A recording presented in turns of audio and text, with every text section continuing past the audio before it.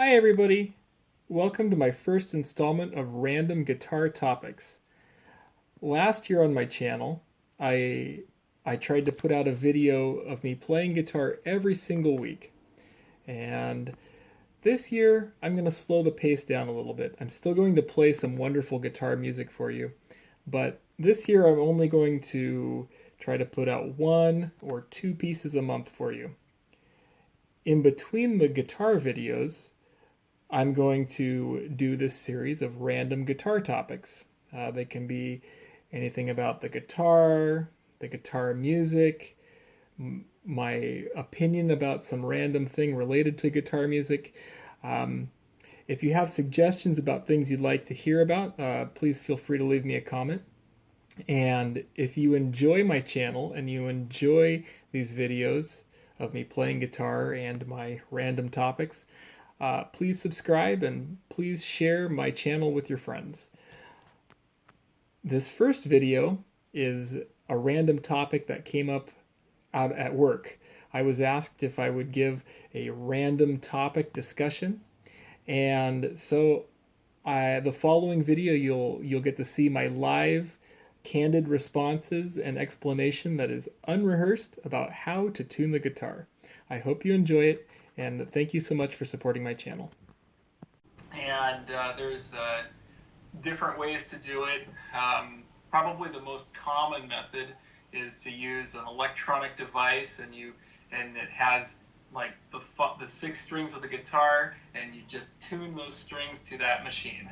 And that's great, but there are some problems with that, and so I'm going to demonstrate some of what the problems are and how I tune the guitar. And I can't show you a machine because I don't even own one anymore. It's been many years since I've owned one of those machines. So there are different types of tuning in musical instruments. One, it's called temperaments, is what they call it. And there are two types of temperament. There's tempered tuning, which the guitar is an instrument like that. And then there's instruments like the piano, which are called equal temperament. And the idea is that you can play any key and they all sound pretty good, but none of them are exactly in tune, but they all sound pretty good. It's kind of a compromise. And then there's instruments like the guitar, and we have some interesting challenges when tuning a guitar. The main reason that one of those tuning devices is just kind of okay is because even if you tune all the strings into exactly in tune with that machine, we have these frets on the guitar, and that makes it so that when you fret a note, it is what it is. It doesn't matter if it's in tune with the chord or not. It is what it is. It's not like a violin or a cello where you can slide your finger up or down a little bit to adjust the tune. So I'm going to do a quick demonstration of this. I've got this guitar in an alternate tuning right now because I've been working on a Bach cello suite and I've been transcribing it to guitar. And so you're going to notice that that I have to tweak it when I go back to normal tuning. And specifically, there is one note that is always a problem, and it's the third of the chord. So if I play this, it sounds pretty good. This is actually tuned to a G tuning because I'm imitating the cello. And so if I play this a little bit, so let me start out with the notes I've got here. I've got a C, a G, a D, a G, a B, which is the problem note in this case, and an E, because it's kind of a compromise between a guitar tuning and a cello tuning. And the compromise that you have to make is the third of the chord, which is this B note. So if I tune this note so it sounds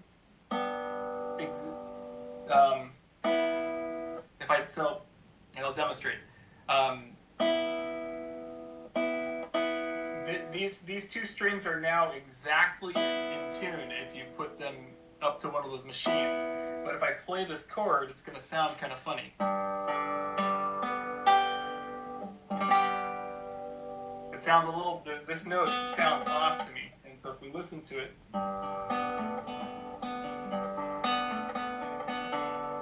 now if I adjust it, because this is a trick of the guitar, I have to adjust that note a little bit. Now this chord is going to sound really sweet.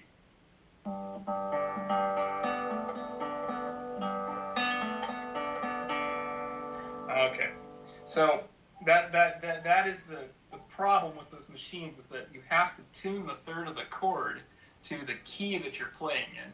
And in this case, I'm playing in G major, and I've tuned the guitar to play in G major, and so I have to account for that note. And so it sounds great, but if I play these open strings, they don't sound great. They sound okay, but they sound off to me. Okay, so I'm gonna now use this cool device. Here it is. It's a pitchfork. It's tuned to A440, and that's how I actually tune the guitar. And so if you put it on the bridge of the guitar, you'll be able to hear it. You'll be able to hear that note. So that's what I'm going to be holding up to my ear to listen to, is that note right there. And so what I do is I stick it up to my ear so I can hear that note, and then I tune the fifth string until I can hear that note.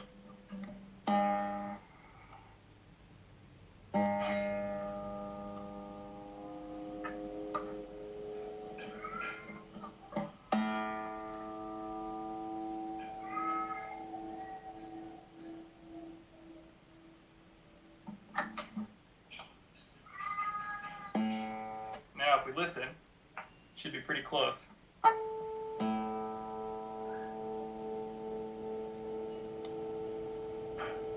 And the other important thing to note is you always tune you tune from the bottom up. So you start below the note.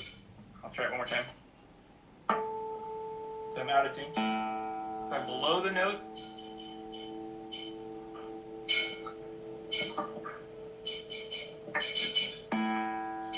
And you tune up to the note. Okay, so after we get our A string, because I'm going to put it back in a standard guitar tuning, we have to tune the intervals. So you tune from the fifth string to the first string, and and then you same trick. You go from below the note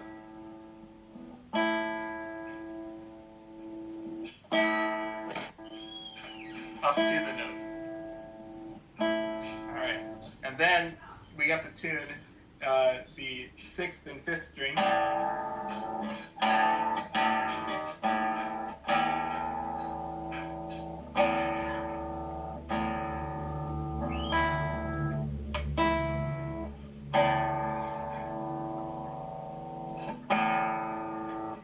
What you're listening for is the spot so the way it works is that there's this thing called the overtone series, and so it's there's each note that's higher is in the overtone series, and what that means is that the higher note is encompassed in the sound of the lower note, is what that means. And so what you're listening for is the spot where the two strings, I don't know, they sparkle maybe? I don't know how to describe it, but there's a sound that happens when you get it into the sweet spot.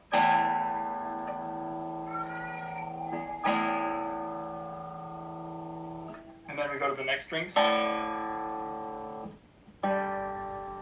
Now here I'm going to demonstrate that problem again, because in the standard tuning we need a G sharp, because it's the third of this chord.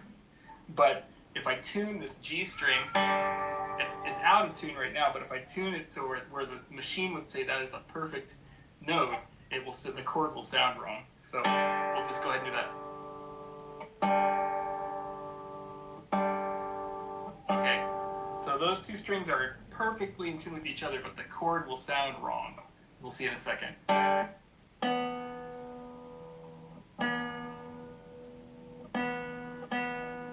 So we check it by playing an E major chord, and then okay, but if you listen to it, it sounds a little bit funny. That note right there sounds wrong. And it's because that note is a little bit sharp. And so because of the nature of the guitar, I can't move my finger down a little bit to make the note more flat and more in tune.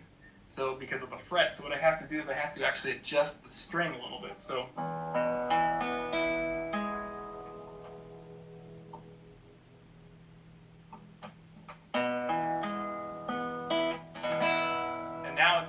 and now that chord's like it shines. It sounds really good.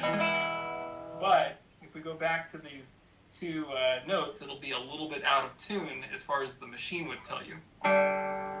It's close, but it's a little bit out of tune. And so the point is, you can use a machine to get the strings really close, but then you have to, depending on what key you're in, you have to account for the third of the chord, because that's the note that is always going to sound a little bit out of tune. And so if you have, like in the case of the E major chord, it's this third string and you have to tune it a little bit. In the case of the other tuning I had, it was the second string. It was a little bit sharp, so I had to tune it down a little bit. And I guess that's all I have. Does anybody have any questions?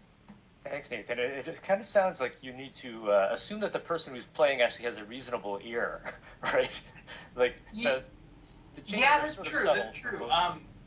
I guess if I had advice, and this is what I tell my beginning guitar students when I have it, because I've been playing for 26 years now, and when I started, I definitely didn't tune the guitar that way. I had a machine. There was another trick that I used to use, which is the harmonic. But that has the same fundamental flaw, is that you'll get the strings in tune, but the chord will still sound wrong. And so I guess what I tell my beginning guitar students is get one of those machines, tune them to what the machine says, and then use your ear to adjust it a little bit if you need to. I guess that's the way I explain it to students. And as far as the ear goes, you develop that over time playing, I guess. But yeah, you're definitely right. Very cool. Thanks. Anybody have any questions for Nathan?